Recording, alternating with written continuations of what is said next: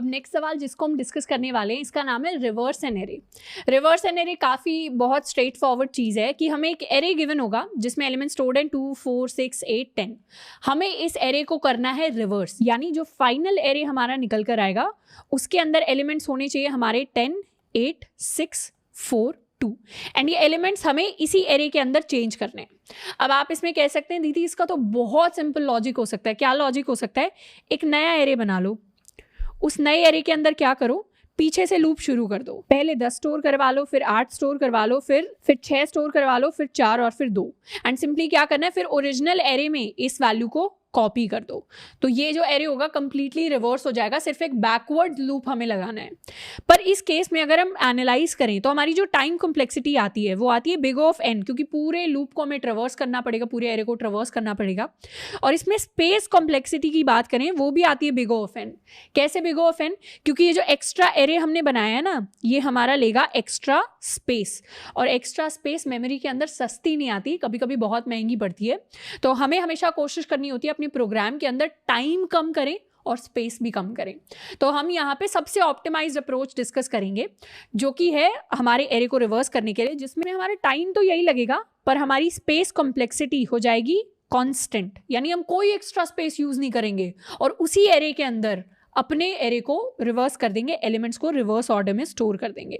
देखते हैं कैसे। अगर हम फर्स्ट इंडेक्स और लास्ट इंडेक्स को लें, ये फर्स्ट इंडेक्स है, ये लास्ट इंडेक्स का है, इनकी वैल्यूज को अगर हम रिवर्स कर दें, यहाँ पे हम ले आए 10, वैल्यू को हमने स्वॉप कर दिया है। स्वॉप करना यानी वैल्यूज को एक्सचेंज कर देना, और यहाँ पे हम ले आए 2। उसके बाद फर्स्ट इंडेक्स को इंक्रीज कर दें, लास्ट इंडेक्स को कम कर दें। अब ये हो गया फर्स्ट इंडेक्स, ये हो गया लास्ट इंडेक्स, इन दोनों की वैल्यूज को एक्सचेंज कर दें 8 और 4।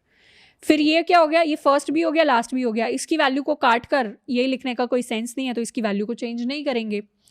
तो इस तरीके से क्या होगा, इस तरीके से हमारा जो फाइनल एरे निकल कर आएगा उसमें हम नोटिस करेंगे पहले है 10, फिर है 8, फिर है 6, फिर है 4 एंड फिर है 2। ये हमारा क्या है, ये है रिवर्स्ड एरे। तो ये टेक्निक होती है किसी भी एरे को, किसी भी लिस्ट को रिवर्स करने की, कि शुरू से फर्स्ट इंडेक्स निकालते जाओ, एंड से लास्ट इंडेक्स निकालते जाओ और उनको करते जाओ स्वॉप। एक बार स्वॉप कर दिया, एक्सचेंज कर दिया, फिर फर्स्ट इंडेक्स को इंक्रीज कर दो, लास्ट इंडेक्स को कम कर दो, फिर उनको भी स्वॉप कर दो। इस तरीके से हम स्वॉप करते जाते हैं। अब आप इसमें कह सकते हैं कि इसमें तो ऑड नंबर्स हैं, यानी 1, 2, 3, 4, 5 साइज का ये एरे है। अगर हमारा एरे होता, मान लो 4 साइज का एक एरे ले लेते हैं जिसके अंदर स्टोर्ड है 1, 2, 3 एंड 4। अब इसमें क्या करेंगे, सेम टेक्निक यूज करेंगे। सबसे पहले फर्स्ट ले लिया, ये लास्ट ले लिया, इनकी वैल्यूज को स्वैप कर दिया, ये हो गया 4, ये हो गया 1। उसके बाद फर्स्ट ले लिया, लास्ट ले लिया, इनकी वैल्यूज को स्वैप कर लिया, ये हो गया 3, ये हो गया 2। तो फाइनल जो एरे निकल कर आया उसमें आया हमारे पास 4, 3, 2 एंड 1। ये क्या हुआ, हमारा रिवर्स्ड एरे। और रिवर्स्ड एरे के अंदर एलिमेंट्स जो हैं पहले सॉर्टेड ऑर्डर में थे, यानी असेंडिंग ऑर्डर में थे, अब वो ऑपोजिट सॉर्टेड यानी डिसेंडिंग ऑर्डर में हमारे पास आ गए। अब यहाँ पर सबसे खास बात आप ये देखेंगे कि यहाँ पे हमने कोई एक्स्ट्रा एरे नहीं बनाया। इस टेक्निक को जब भी यूज करेंगे सिर्फ 2 सिंपल से छोटू से वेरिएबल्स बनाएंगे जो कांस्टेंट स्पेस लेते हैं। वेरिएबल्स कांस्टेंट स्पेस लेते हैं, यानी बिग ऑफ 2 जो होता है that is equal to big of 1 which is constant. तो 2 वेरिएबल्स बनाएंगे सिंपल से, उसमें कोई एक्स्ट्रा इतनी स्पेस जाएगी नहीं। स्वैप करने का जो कोड होगा वो इंपॉर्टेंट होगा, उसको कोड में देखेंगे कैसे करते हैं। पर यहाँ एक्स्ट्रा स्पेस नहीं है, मतलब यहाँ जो स्पेस कॉम्प्लेक्सिटी होगी that will be big of 1। Time उतना ही लगेगा, टाइम हमें लगेगा बिग ऑफ n/2, तो ये अल्टीमेटली बिग ऑफ n हो जाता है, n टाइम लगेगा।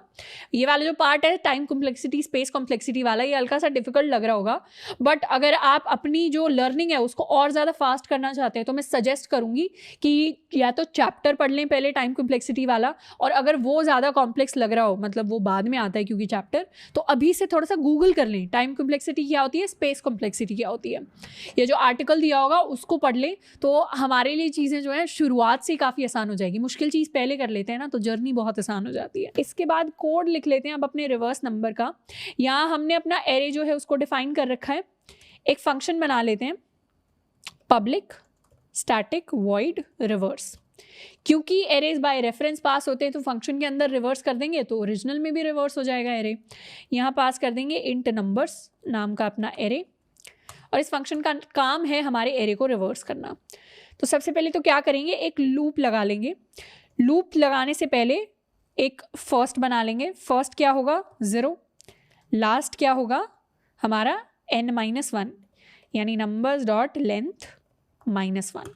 इसको हम स्टार्ट और एंड भी बोल सकते हैं, अपने वेरिएबल्स को तो हम कुछ भी नाम दे सकते हैं। तो ये लूप तब तक चलेगा जब तक हमारा first is less than last. यहाँ पे आप पूछ सकते हैं बाइनरी सर्च की तरह लेस देन इक्वल टू क्यों नहीं लिखा, क्योंकि इक्वल टू में क्या होता, फर्स्ट भी वही होता, लास्ट भी वही होता, आप उसी को उसी के साथ एक्सचेंज कर देते। तो इक्वल टू वाली कंडीशन की हमें ज़रूरत नहीं है। हमें क्या करना है, वैल्यूज़ को करना है स्वैप। स्वैप करने के लिए एक टेम्पररी वेरिएबल बना लेते हैं। टेम्पररी वेरिएबल के अंदर हम नंबर्स ऑफ लास्ट की वैल्यू को स्टोर कर लेंगे। फिर क्या करेंगे, नंबर्स ऑफ लास्ट में हम स्टोर करा देंगे नंबर्स ऑफ फर्स्ट की वैल्यू, और फिर नंबर्स ऑफ फर्स्ट में हम स्टोर करा देंगे अपने टेम्पररी वेरिएबल की वैल्यू। ये स्वैपिंग के लिए क्लासिकल कोड होता है। अब स्वैप करने के लिए C++ में तो इनबिल्ट फंक्शन होता है, जावा के अंदर नहीं होता, तो हमें खुद से पूरी मेहनत करके कोड लिखना पड़ता है, पर कोई नहीं, उससे हमारा लॉजिक बिल्डअप होता है। ये स्वैप के पीछे का लॉजिक भी हल्का सा समझ लेते हैं। स्वैप को ना बाल्टी की तरह इमेजिन करना है। मान लीजिए हमारे पास 3 बाल्टियाँ हैं, एक का नाम है फर्स्ट, एक का नाम है लास्ट, और एक का नाम है टेम्पररी। टेम्पररी बाल्टी अभी खाली है, उसके अंदर कुछ नहीं है।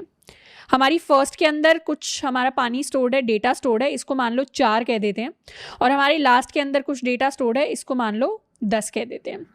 तो सबसे पहले हम क्या कर रहे हैं, लास्ट का डेटा टेम्पररी के अंदर डाल रहे हैं, यानी इसको हम खाली कर रहे हैं, यहाँ से हटाकर हम स्टोर कर रहे हैं अपने टेम्पररी के अंदर। तो यहाँ पे 10 आ गया, और फिर अपने लास्ट के अंदर हम स्टोर करवा रहे हैं फर्स्ट का डेटा, यानी फर्स्ट का 4 यहाँ पर आ गया। उसके बाद फर्स्ट के अंदर टेम्पररी का डेटा स्टोर करा रहे हैं, तो फर्स्ट का डेटा सबसे पहले तो कर देंगे डिलीट, उसके बाद टेम्पररी का डेटा यहाँ पे आ जाएगा, यानी 10। तो फाइनली आप देखेंगे पहले अगर 4 10 था, तो अब 10 और 4 हो गई हैं वैल्यूज़, तो वैल्यू उल्टी हो गई है, यानी स्वैप हो गई हैं। तो ये हमने स्वैप कर दिया, एक एक करके फर्स्ट और लास्ट सबको स्वैप कर देंगे, और फाइनली क्या करेंगे, फर्स्ट को तो कर देंगे प्लस प्लस, और लास्ट को कर देंगे माइनस माइनस। फर्स्ट एक इंडेक्स आगे बढ़ेगा, लास्ट एक इंडेक्स पीछे आएगा। तो इस तरीके से एरे हमारा कंप्लीटली रिवर्स हो जाएगा। एंड मेन फंक्शन के अंदर अपने एरे को रिवर्स करने के लिए पहले फंक्शन को कॉल लगाएंगे, फिर प्रिंट करवाएंगे values. For int i equal 0, i less than numbers dot length i plus plus, system dot out dot print numbers of I